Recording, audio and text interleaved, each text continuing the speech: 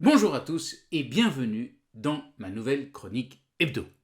Aujourd'hui, je vais vous décrire un outil très simple pour identifier votre stress et en ressortir avant de démarrer un rendez-vous ou une réunion. Nous allons nous focaliser aujourd'hui sur le stress que j'appellerais instantané, pas sur l'état de stress, sur les tensions en général, j'en parle dans d'autres vidéos. Est-ce que vous avez déjà démarré une réunion du mauvais pied? Ou bien, est-ce que vous avez démarré un rendez-vous en face à face en ayant tout de suite l'impression que c'est sûr, ça va mal se passer? Et est-ce que vous avez remarqué à quel point il est difficile de sortir de ses convictions une fois qu'on a démarré?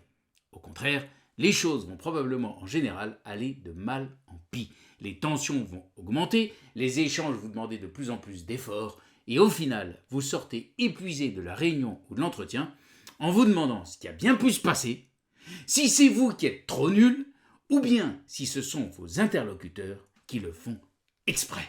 La plupart du temps, vous allez rencontrer des techniques pour gérer votre stress une fois qu'il s'est déclenché.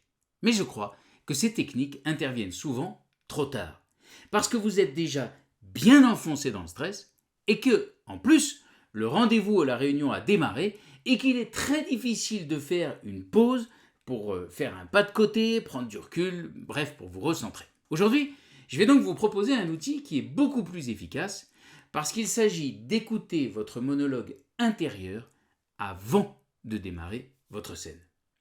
Le but, c'est d'identifier si vous n'êtes pas déjà sous stress, si c'est le cas, d'intervenir pour repasser du côté positif de la force, et ensuite de construire un discours intérieur qui vous permettra d'arriver motivé avec les batteries bien pleines. Je m'appelle Aurélien Daudet, bienvenue dans Révolution RH. Vous ne le savez peut-être pas, mais nous parlons tout le temps. Seulement 5 à 10% des gens sont atteints de ce qu'on appelle l'anendophasie, l'absence de ce discours intérieur. Pourtant, même si c'est un phénomène universel, le monologue intérieur n'a commencé à être étudié en profondeur par les psychologues à partir des années 70. Et le premier outil qui permet de mesurer ce discours intérieur selon un certain nombre de critères n'a été créé qu'en 2009. Par ailleurs, il n'y a qu'au théâtre que ces monologues intérieurs peuvent se faire à haute voix. Un personnage, seul en scène, réfléchit, s'exprime à haute voix, partage ses difficultés. En fait, c'est pour que le public comprenne ce qui se passe, pour faire monter la tension dramatique.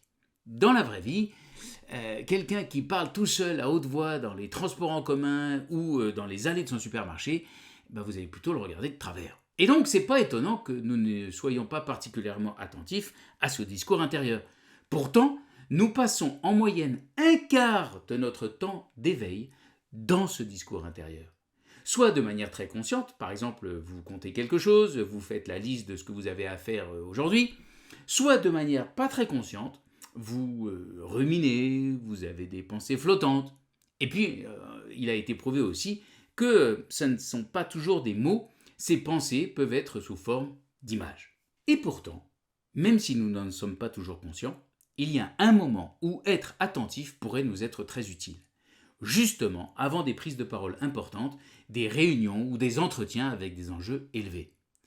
Parce que contrairement à ce qu'on croit, la scène ne démarre pas au moment où nous commençons à parler. Elle ne démarre pas non plus au moment où nous rentrons dans la salle, dans le regard des autres.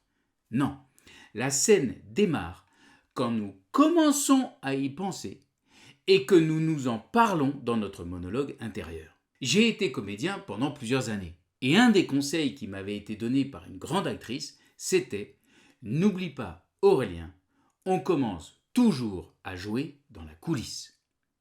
Un comédien doit arriver sur scène chargé de l'énergie de son personnage, parce que le corps ne peut pas faire on-off, il doit monter en température, et vous, public, vous n'êtes pas là pour attendre que je commence à me concentrer. Et dans la vraie vie, c'est la même chose. Notre corps se prépare à ce qui va suivre, nos émotions s'allument, en fonction de ce que notre cerveau anticipe. Et la bonne nouvelle, c'est que nous pouvons écouter ce qu'il anticipe, analyser ses prévisions et les corriger si besoin. Et grâce à cela, nous allons démarrer la scène avec une énergie intérieure et des comportements visibles qui seront totalement différents. Par exemple, J'ai aujourd'hui une réunion avec plusieurs personnes du conseil d'administration ou du comité exécutif et je dois présenter un projet qui me tient très à cœur. J'ai préparé cette réunion, j'ai préparé mes slides, mes arguments, etc. Et dans 5 minutes, je vais sortir de mon bureau pour aller vers la salle de réunion. Et c'est là où il faut que je rajoute une étape dans ma préparation pour écouter ce que je suis en train de me dire. Il est possible que je sois en train de me dire, par exemple, oh là là, j'espère que je ne vais pas faire d'erreur, il faut que j'aille vite parce que je sais que c'est vraiment pas un sujet important pour eux. En plus, sinon, ils vont même pas m'écouter. Et puis, pourvu que Bertrand ne me pose pas ces questions pièges comme il le fait à chaque fois pour faire son intéressant. Bon, on ne peut pas dire que ce discours soit très positif. Je ne suis focalisé que sur éviter le pire, éviter les problèmes, et en plus je fais des exagérations négatives. Bertrand y fait ça à chaque fois. Si je ne fais rien pour changer ce discours intérieur, mon cerveau va mettre en place toute une succession de mécanismes de protection, de mécanismes de défense. Par exemple, je vais parler très vite, trop vite pour sortir le plus vite possible d'ici. J'aurai le souffle coupé parce que je vais mal respirer. Et puis en plus, je vais éviter de regarder le fameux Bertrand qui du coup va probablement décrocher et donc me poser une question, non pas pour m'embêter, mais simplement pour revenir dans l'échange. Et je vais sortir épuisé de cette réunion, convaincu que j'avais bien raison de m'angoisser et totalement incapable de voir que j'ai largement contribué à cette montée générale de tension. En revanche, si je prends le temps d'écouter mon monologue intérieur dans ces fameuses 5 minutes avant d'aller vers la réunion, et que j'identifie que je suis en train de me dire des choses négatives, sur moi, sur les autres, sur les deux, je peux m'arrêter, respirer un bon coup, et fixer mon attention au contraire sur des choses positives. Par exemple, ce que je peux obtenir de bon grâce à cette réunion. Je peux me focaliser sur les dernières interactions positives que j'ai eues avec tel ou tel membre du groupe. Pour sortir du « il est toujours compliqué », Bertrand il fait toujours ça. Et puis je peux aussi penser à toutes les fois où j'ai réussi des réunions ou des entretiens comparables, pour sortir de « je n'y arriverai jamais, je suis trop nul ». Enfin, je peux aussi aller me remplir les réservoirs d'énergie en allant chercher des retours positifs avec des collègues. Par exemple, si j'ai besoin d'attention personnalisée, de liens personnalisés, je vais aller boire un café avec une personne que j'aime beaucoup et avec qui j'ai régulièrement des discussions qui sont plus perso. Si j'ai besoin qu'on me dise que je suis compétent, c'est mon cas, je vais aller voir quelqu'un que je respecte d'un point de vue pro et je vais lui demander si de son point de vue je fais du bon boulot, si elle ou il pense que j'ai bien préparé ma réunion. Il y a 2 objections classiques que je reçois quand je propose toutes ces techniques. Tout ça, Aurélien, ça prend du temps, je n'ai pas le temps, je cours tout le temps. C'est exact, ça prend du temps, mais pas tant que ça. Le minimum vital, c'est 5 minutes. Si vous le faites, vous verrez le temps que vous allez gagner ensuite en évitant de devoir refaire des réunions. Puis en plus, c'est un investissement super rentable parce que vous allez obtenir beaucoup plus de ce que vous voulez. L'autre objection que j'ai régulièrement, c'est « je ne veux pas embêter les autres, il faut que je me débrouille toute seule ». Vous savez quoi ? Ils sont assez grands pour vous dire si ce n'est pas le bon moment pour eux. Et en général, les gens sont ravis de vous filer un coup de main, surtout si ça se limite à boire un café avec vous ou vous dire que vous faites du bon boulot. Et puis, effet qui se coule, ils se sentiront autorisés à vous faire une demande comparable quand ce sera leur tour d'avoir une réunion un peu tendue. Voilà tous les conseils quand vous êtes encore un peu à distance du démarrage. Juste avant le démarrage, juste avant de rentrer en scène, remettez-vous encore une fois en énergie positive. Concentrez-vous sur l'objectif, sur ce que vous allez atteindre, sur ce que vous voulez atteindre, et pas sur les obstacles, sur ce que vous voulez éviter. Et dites-le vous mentalement, je vais tout faire pour obtenir ça, et ce sera top. Ensuite, forcez-vous à sourire. Et puis dites-vous une phrase avec un compliment concernant une de vos qualités.